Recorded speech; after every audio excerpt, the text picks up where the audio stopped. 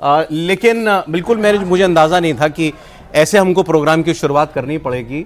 मौलाना साहब को मैं सुन रहा था इनके कुछ प्रोग्राम, तो मौलाना साहब ने कहा था कि देश में दो टाइप के मुसलमान हैं। वक्फ बिल के हवाले से ही वो बात कर रहे थे, एक जो इसका विरोध करते हैं और एक जो इसके समर्थन में थे, मतलब जो सरकार कोशिश कर रही है उसके समर्थन में और कुछ सरकार के खिलाफ।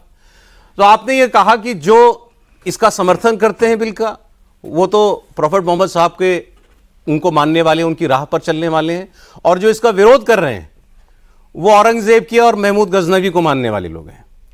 तो ये वही है। वक्फ संशोधन बिल और वक्फ भूमियाँ जितनी भी हैं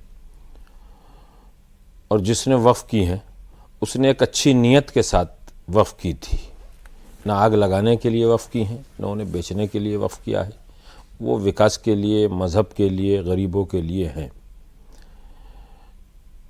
आग लगाने वाले या झगड़ा करने वाले, विरोध करने वाले, ये न उसके मुतवल्ली हैं, न ये उसके वक्फ करने वाले हैं। इनके कुछ लोग जो हैं वो वक्फ के ऊपर बैठे हुए हैं, जिसकी वजह से ये उनको बचाना चाहते हैं। ये आग भी लगाएंगे, जनता को मरवाएंगे भी, और वक्फ बिल ही की मुखालिफत नहीं कर रहे हैं। ये वक्फ बिल की मुखालिफत न करके वक्फ को बचाना चाहिए। वक्फ बिल जो है वो वक्फ को बचाने के लिए है, वक्फ को ख़त्म करने के लिए नहीं है। तो मुसलमान दो किस्म के इसी वजह से हैं कि हमारे इस्लाम ने बताया है कि अगर कोई भी भूमि और 1 रुपया भी इस्लाम का है या इंसान का है या मुसलमान का है या किसी भी मज़हब वाले का है, तो उसके ऊपर तुम कब्ज़ा नहीं कर सकते हो, ज़बरदस्ती नहीं छीन सकते हो, उसे लूट नहीं सकते हो। उसकी हिफाजत करो, उसकी अमानत उस तक पहुँचा दो। ये लोग वक्फ प्रॉपर्टी को अपनी मिल्कियत समझते हैं, जबकि वो इनकी मिल्कियत नहीं है। अगर इस्लाम की है तो सारे मुसलमानों की है, और इस मुल्क में है तो वो इस्लाम की भी है और इस मुल्क की भी है। वक्फ बोर्ड मुसलमानों का कोई शोबा नहीं है, मुसलमान उसे देखते हैं।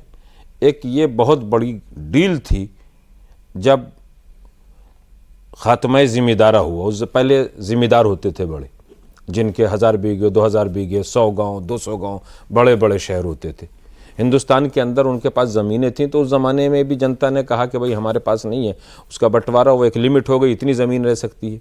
तो उस वक्त ये एक डील हुई थी सही से कि वक्फ बोर्ड बना दिया जाए, हमारे नाम पे मसलन 50 बीघे ज़मीन रहेगी आज, तो वक्फ में एक एक वक्फ करने वाले की 5-5 हज़ार बीघे ज़मीन है, और वो उसको बेच के आज तक खा रहे हैं। ऐसे भी लोग हैं वक्फ में। तो आज उन्हें परेशानी है कि ये प्रॉपर्टियाँ, ये जमींदारी बैठ गए वक्फ बोर्ड में, आप कह रहे हैं अपनी ज़मीनों को, बहुत से जमींदार बैठे हुए हैं। उन्हें परेशानी है इस चीज़ से कि कहीं ऐसा ना हो कि ये ज़मीनें निकल जाएं, जबकि ये ज़मीनें निकलनी नहीं है। लेकिन मैं आपसे बताऊं, ये मुझे थोड़ी सिंपल एक्सप्लेनेशन इसकी लगती है, क्योंकि ये पहली बार तो नहीं हो रहा। वक्फ तो आज तीसरा चौथा वाकया मैं देख रहा हूँ। CA NRC पर, 3 तलाक पर, 370 पर बहाना चाहिए। अच्छा, फिर कोई कहते हैं कि मुसलमान की भड़का दिया किसी ने मुसलमान को। क्यों भड़क जाता है भाई मुसलमान? किसी भी मुद्दे पर क्यों सड़क पर आ जाता है? कोई वजह होगी। वजह इस्लाम से जोड़ के देखा जाता है हर मुद्दे को। जब ऐलान होता है और फतवा दिया जाता है, अभी फतवे दिए गए हैं, फतवे की 2 शक्ल है, एक लिख के फतवा दे दिया, दूसरा ज़बान से फतवा दे दिया। अभी फतवा दिया गया है 8 दिन पहले ही दिल्ली में कि अगर वक्फ बिल की हिमायत करेगा कोई मुसलमान तो उसका इस्लाम से और मुसलमान होने से कोई ताल्लुक़ नहीं है। मौलाना कल्बे जवाद साहब ने अपनी मीटिंग में कहा है, अपनी तकरीरों में कहा है, जो वक्फ बिल का समर्थन करेगा। वक्फ बिल किसका है? भारत सरकार का, पर्सनल हिंदुओं का नहीं है वक्फ बिल, न इसे हिंदुओं से जोड़ा जाए।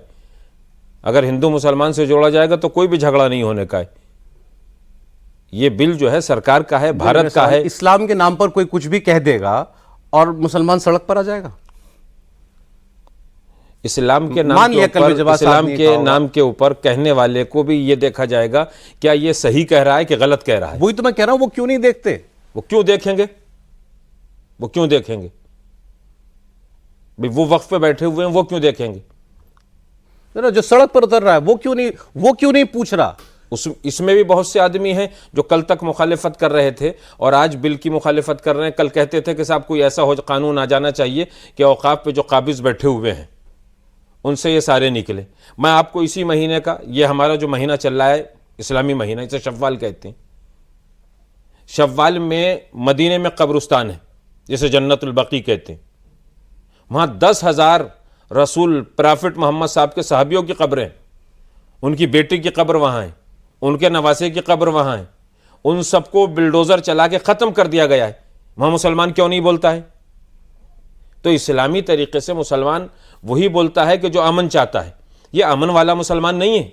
इसी वजह से मैंने कहा था ये महमूद गजनवी वाला मुसलमान है, औरंगज़ेब वाला मुसलमान है। मैंने गलत नहीं कहा है, ये खुद कहते हैं औरंगज़ेब जिंदाबाद, महमूद गजनवी जिंदाबाद। पहचान कैसे करेंगे? पहचान ऐसे करेंगे कि महमूद गजनवी जो सोमनाथ की मंदिर और बहुत सी मंदिरों का सोना चुरा के ले गए, अभी क्या किसी मौलाना ने नहीं कहा है कि जितना मंदिरों में सोना है उसे बांट दिया जाए? तुम्हें क्या अधिकार है किसी मजहब की चीज को लेने का? तुम्हें क्या अधिकार है? उसके धर्मगुरु जाने, भारत का कानून जाने। तुम इस्लामी हिसाब से चलते हो तो तुम उस पर मैंने कहा था कि आप औरंगजेब और महमूद गजनवी का लिबास पहनने के बाद चले जाइए, डाका डाल दीजिए मंदिर में। मंदिर का मेरा क्या ताल्लुक है मंदिर से? आपके स्वामी, आपके महंत, आपकी ट्रस्ट, आपकी अंजुमन, आपकी सोसाइटी, आपका माशरा, आपका समाज चलाएगा। क्यों चलाएगा? इसलिए कि वफ़ को हम चलाएंगे। तो भारत का मेजॉरिटी मुसलमान कौन सा है? प्रॉफिट मोहम्मद साहब वाला मुसलमान है या औरंगजेब महमूद गजनवी वाला? ये तो पहले से होता रहा है, जो हक पे होते हैं वो कम होते हैं। आप कह रहे हैं ज्यादा भारत का ज्यादा मेजॉरिटी मुसलमान औरंगजेब और महमूद गजनवी को मानने वाला है? हाँ, ज्यादा है। ये इस्लाम की तारीख है, ये मैं नहीं कह रहा हूं, इस्लाम की तारीख है। आप हिस्ट्री पढ़ लीजिए। 1450 साल पहले इस्लाम का वाकया हुआ है प्रॉफिट मोहम्मद साहब के नवासे के साथ, इमाम हुसैन के साथ। 72 की शहादत हुई करबला में, इराक में। मारने वाले कितने थे? 10 लाख तक की रवायत है।